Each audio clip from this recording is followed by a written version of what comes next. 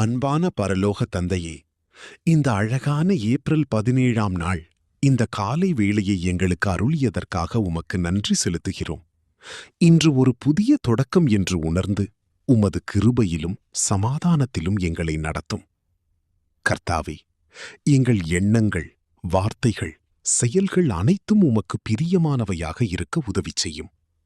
இன்று நாங்கள் சந்திக்கும் ஒவ்வொரு மனிதரிடமும் அன்பும் பொறுமையும் காட்டும் மனதை கொடுங்க. எங்கள் பாதையில் வரும் சோதனைகளில் தளராமல் இருக்க துணிச்சலை தந்து, குழப்பமான நேரங்களில் தெளிவான அறிவையும் கொடுங்க. எங்கள் குடும்பத்தையும் நண்பர்களையும் உமது பாதுகாப்பில் வைத்தருளும். இன்றைய நாளில் நாங்கள் எடுக்கும் ஒவ்வொரு முடிவிலும் நீர் முன்னிலையில் இருந்து வழி நடத்துங்க. எங்கள் இதயத்தில் அமைதியும் நம்பிக்கையும் நிரப்பி எந்த பயமுமின்றி நாளை எதிர்கொள்ள உதவி செய்க.